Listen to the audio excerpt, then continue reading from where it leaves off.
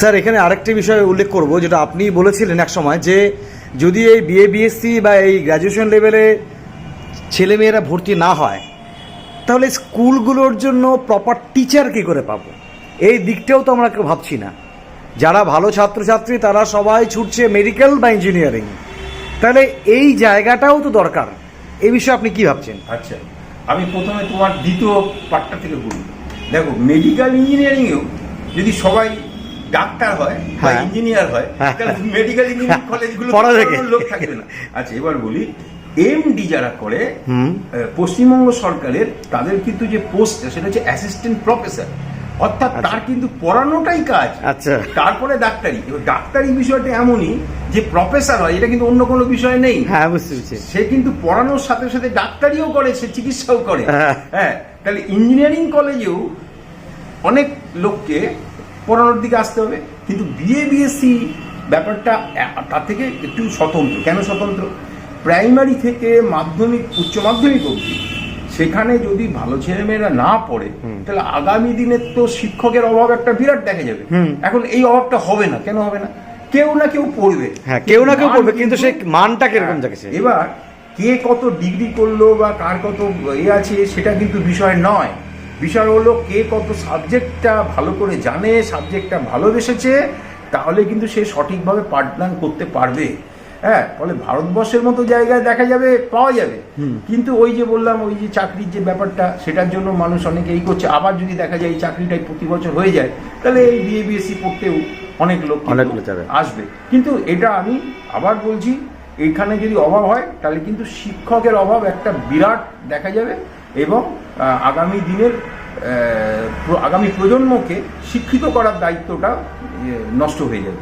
আরেকটা বিষয় স্যার এখানে বলবো যে, স্যার রিসেন্টলি যেটা দেখতে পেলাম যে West Bengal council of higher secondary এডুকেশনের 11 এবং 12-এর রেজাল্ট বেরোলো, মার্কশিট বেরোলো।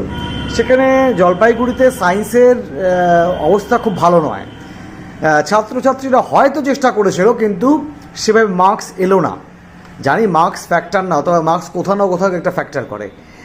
কেন মনে হচ্ছে, মানে এই যে সায়েন্সের ক্ষেত্রে অনেকেই যে আশানুরূপ ফল করতে পারেনি, কেন, মানে কিভাবে সম্ভব সেই জায়গাটা ফিরে পেতে?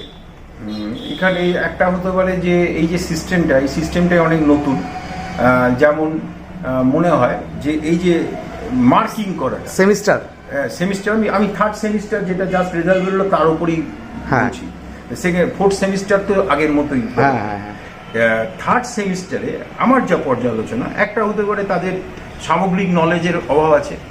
হ্যাঁ, সামগ্রিক নলেজের অভাব হলে তো আগামী দিনে যে এমসিকিউ গুলো পরীক্ষা হবে, বা যে জেই বা নিট দেবে বা অন্যান্য পরীক্ষা দেবে, বিএসসির জন্য তো অনেক পরীক্ষা হবে। স্যার, ইন্টারাপ্ট করছি, আমি কয়েকজনের সঙ্গে কথা বলেছি আর্টস এবং সায়েন্সের স্টুডেন্টস। তাদেরকে যখন জিজ্ঞেস করলাম যে নাম্বারটা এরকম আসছে, ওরা বলছে সিলেবাসের বাইরে থেকে আসছে। আমি সিলেবাস বাইরে বলতে বলো না, সহায়িকাতে পাইনি, টেক্সট বইয়ে পাইনি, প্রশ্নটা অন্য জায়গা থেকে এসছে, পারিনি। আচ্ছা, তো এই হচ্ছে সিচুয়েশন। আমি বিশেষ করে এখন অবসরপ্রাপ্ত শিক্ষক, ফলে একদম ডাইরেক্টলি যুক্ত না থাকলে আমারও মনে প্রশ্ন হয়েছিল। প্রথমে তো মনে হয়েছিল এমসিকিউ সিস্টেম যখন, তাহলে প্রচুর নম্বর পাবে, এই থার্ড সেমিস্টারে প্রচুর পাবে। কিন্তু দেখা গেল উল্টো হলো। এখন প্রশ্নটা যেটা বলছে, প্রশ্নটা হতে পারে কোনো জায়গায় নেই, কিন্তু প্রশ্নটা বিশেষ করে বিজ্ঞানের ক্ষেত্রে আমি তো প্রশ্নটা ঘুরিয়ে দিতেই পারি, কিন্তু আমার বেসিক আইডিয়াটার উপর প্রশ্নটা আছে। তাহলে বেসিক আইডিয়াটা যদি আমার ক্লিয়ার থাকে, সেই ক্লিয়ারটা হলে হবে। এবার তো তুমি একটা সময়ের প্রবলেম বলতে পারো, মাধ্যমিকের পর তারা কতটা সময় পেল, আর মাধ্যমিকের সঙ্গে হায়ার সেকেন্ডারি এটা পার্থক্য আছে। হ্যাঁ, কিন্তু 12-এর ক্ষেত্রে তো সেটা হয় না। কিন্তু আমার আরেকটা জিনিস মনে হয়, এবং এটা কিছু ছাত্র আমাকে বলেওছে, যে মার্কিং করার সময় কিছু ভুল করেছে ওরা। আচ্ছা, হ্যাঁ, ধরো এর জায়গায় ভিড় মার্কিং করেছে। আচ্ছা, এরকমও কি, মানে এখন এগুলো আস্তে আস্তে হবে। এবার দেখা যাবে আগামীতে দেখা যাবে যে এখানেও নম্বর পাবে, কিন্তু আমরা আশা করেছিলাম এই থার্ড সেমিস্টারেই বেশি হবে। আচ্ছা, যেমন আমি দেখলাম যে কেমিস্ট্রিতে নাম্বার কম এলো, কিন্তু আমি শিক্ষকদের জিজ্ঞেস করলাম, তারা বলছে এই কোশ্চিনটার মতো সোজা কোশ্চিন কি করে কম পায়, তাহলে তাদের অ্যাসেসমেন্ট তো হচ্ছে না। তাহলে যাই হোক, তবুও ছাত্রদের এবার বিশেষ করে যারা 11-এ আছে, তাদের অনেকটা কসাস হতে হবে। এবার নাম্বার না পেলে সত্যি তো কি হতে পারবে না।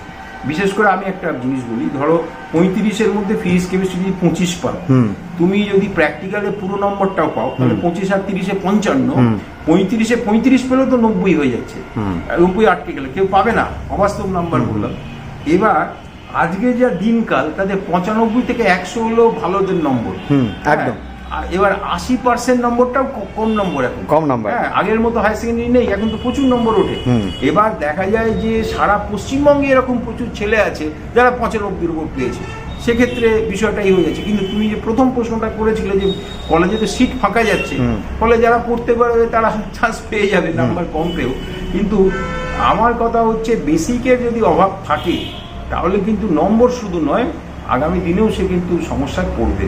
ছাত্রছাত্রীদের এই বিষয়ে কিভাবে নলেজটাকে অ্যাকুইজিট করতে বলবেন? সেটা হচ্ছে ছাত্রছাত্রীরা শিক্ষকদের সঙ্গে আলোচনা করুক, খুলে আলোচনা করুক, কোশ্চিনটা নিয়ে আবার এই করুক, যারা তাদের পাঠদান করছে যে তাদেরও মূল্যায়নটা সঙ্গে সঙ্গে শিক্ষকদেরও মূল্যায়ন করতে হবে। কেন হলো?